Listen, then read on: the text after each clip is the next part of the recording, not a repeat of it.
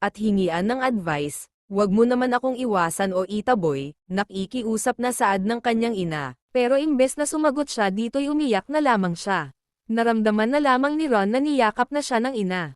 At inalo ng inalo, "Son, mommy is here ha. Wag mo sanang kakalimutan iyan. Mahal na mahal kita," saad pa ng ginang sa kanyang anak. Ang tagpong iyon ang nadatnan ng daddy niya. "Ron, anak, kapag hindi na mainit ang ulo ninyo ni Lynn pag-usapan nyo na lamang iyon ng mahinahon, mag-usap kayo.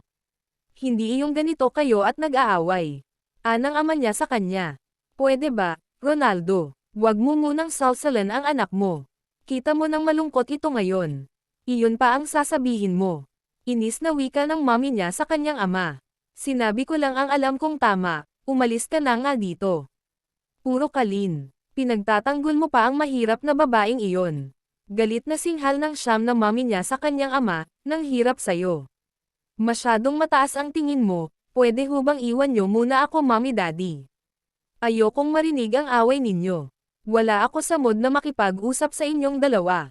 Gusto ko munang mapag-isa, please umalis na ho muna kayo." Nakikiusap niyang saad sa mga magulang niya. "Ikaw kasi, mom, please wag na ho ninyong awayin si daddy, umalis na ho muna kayo." Wika pa niya dito, walang nagawa ang mga ito kundi umalis na lamang at iwan siya. Nahulog na naman siya sa malalim na pag-iisip, paano na lang pala kung si Lynn na ang gustong iwanan siya, may magagawa ba siya? Paano na lang kung ang lalaking nasa litrato ay talagang mahal iyon ng asawa niya? Ipaglalaban ba niya ito o hahayaan na lamang? Mga tanong sa isip niyang kahihirap sagutin at mas lalo niyang naramdaman ang sakit sa kanyang puso dahil sa kaisipang iyon. Muli ay tinungga niya ang laman ng kopita sa katinapon ng basong hawak niya. Galit na galit siya, ang tanga niya dahil pakiramdam niya'y iniputan siya ng ulo ni Lynn. Ginawa niya naman lahat maging isang mabuting asawa para dito. Pero bakit tila hindi sapat iyon? Bakit sinaktan pa rin siya ng asawa niya? Dahil ba ito sa galit nito sa mommy niya kaya nagawa ito sa kanya ni Lynn? Ang mabait at maunawang asawa niya, wala nang sasakit pa sa nakita niyang ebidensya kung paano siya pagtaksilan ni Lynn, hanggang sa nakatulugan na lamang niya ang sakit na naramdaman niya ng mga oras na iyon.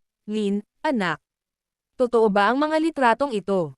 Tanong sa kanya ng mama niya. "Ma, walang ganoon.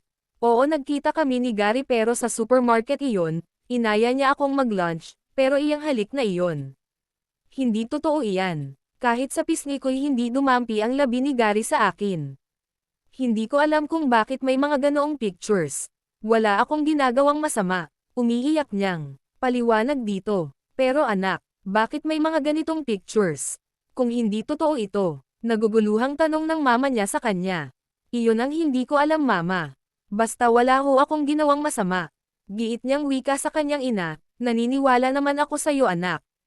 Pero paano mo ngayon sasabihin at ipaliwanag sa asawa mo ang totoo kung sarado ang isip niya? Sa tingin mo anak, sino ang nasa likod ng paninirang ito sa inyong mag-asawa?" Tanong ng mama niya sa kanya. Hihintayin ko po na humopa ang galit ni Ron. Uuwi din ho siya sa akin. Hihintayin ko na lamang po iyon, pero alam ko sa sarili ko na may kinalaman dito ang mommy ni Ron sa nangyayari sa aming mag-asawa, ang sama talaga ng ugali ng biyenan mong babae. Parang hindi babae kung siraan ka. Hindi ko alam kung bakit nakakatagal ang father-in-law mo sa ugaling meron ang asawa niya." Napapailing na saad ng mama niya. "Hindi ko po alam Maria." Mahinang sagot niya dito. Subalit ang isang linggong paghihintay ni Lynn para bumalik sa kanya si Ron ay naging isang buwan na din siyang tinikis ng asawa niya. At nang hindi na niya nakaya pang antayin ito'y nagpasya siyang puntahan ito sa kumpanya ng pag-aari ng pamilya nito. Kahit pa masama ang pakiramdam niya'y pinilit niya pa ring puntahan si Ron para makausap ito. Ngunit sa entrance pa lang ng kumpanya ay hindi na niya maintindihan ang sarili. Sobra ang kaba ng puso niya, siguro ay excited lang siyang makita ang asawa niya na isang buwan na ding hindi na niya nakakausap at nakikita. Akma sanang pipihitin ni Lynn ang doorknob ng pinto sa opisina ni Ron nang harangin siya ng sekretarya.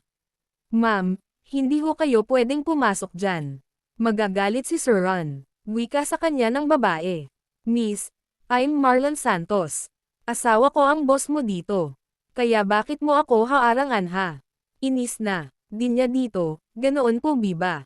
Pero bakit may babaeng nagsasabi ho sa akin kanina na siya daw ang asawa ni Sir Si Nanette Hu yata pangalan nun, wika ng sekretarya sa kanya. Anong sinabi mo? Miss ako ang asawa. Here is my ID and marriage contract, palagi ko pang dala-dala iyan. Kaya hayaan mong papasukin sa opisina ng asawa ko, or else ipapatanggal kita dito. At iyang Nanette na nag-claim na siya ang asawa ng asawa ko, hibang ba siya? Ako lang ang nag-iisang asawa ng boss mo. Naintindihan mo? Now umalis ka dyan bago pa magdilim ang paningin ko. Bantang saad niya sa babae, sa kanya pa inihit ang doorknob ng pinto at itinulak niya ito ng dahan-dahan. Nanlaki ang mga mata niya sa nakitang kamunduhan ng dalawang tao sa loob ng opisina. Walang mga saplot sa katawan ang dalawa, at naririnig pa niya ang mahihinang ungol at helanghing ng dalawang tao. Nasa ibabaw ng office table inaangkin ng asawa niya si Nanette.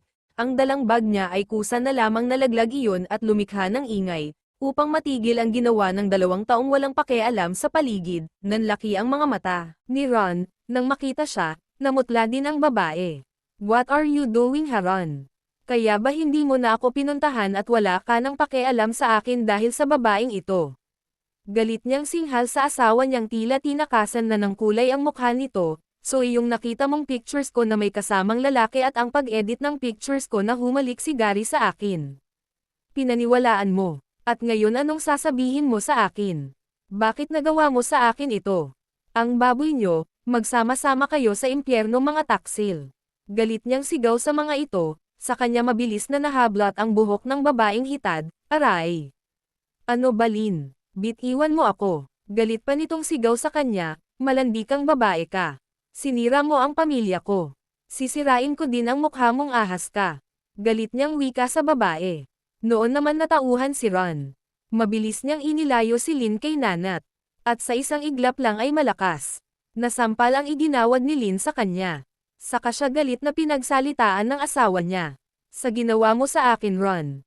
Hindi ko alam kung mapapatawad pa ba kita. Hayop ka. Ginawa mo akong tanga. Binaboy mo ang kasal natin.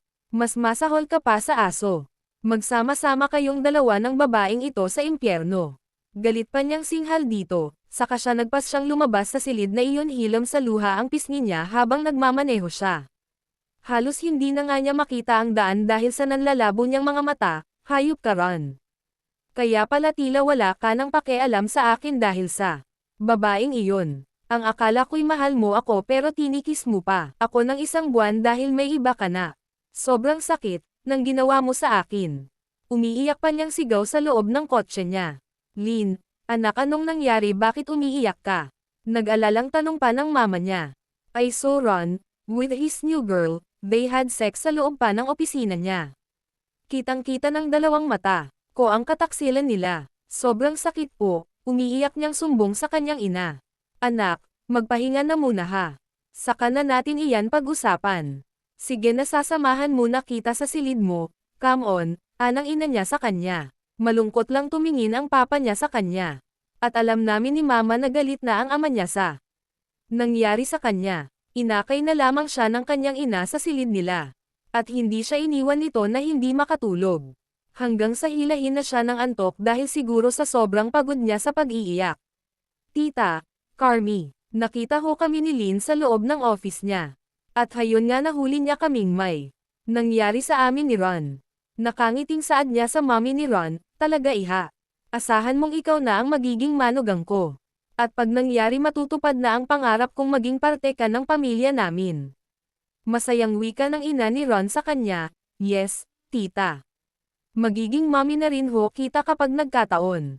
Nakangiting saad pa ni Nanette sa ginang, natagpuan ni Maricar ang kanyang anak na nagsusuka sa loob ng banyo nito. Matagal na niyang napapansing mukhang walang gana sa pagkain ang anak niya. Ang akala niya'y baka dahil iyon sa nangyari nila Lin at Ron. Pero lumala pa iyon ng ilang araw dahil katulad ngayon ay nagsusuka na ito, marahan siyang lumapit sa anak niya. Lin, anak. Bakit ayaw mong magpa-check up? Baka ano na iyan? Saad niya dito. Nilingon siya nito. At nakita niyang namumutla na rin ito. Kaya nag-alala siyang nilapitan ito at hinagod-hagod ang likod nito. Sige na anak, pagkatapos mo nito. Sasamahan na kitang pumunta sa doktor. Baka tama ang hinala ko. Muli ay saad niya dito. Sige ho, mama. Maliligaw lang ho muna ako. Sagot naman nito sa kanya, yes anak. Para malaman na rin natin kung anong nangyari sa'yo o tama ba ang hinala kong buntis. Abangan ang susunod na kabanata. Thank you for watching.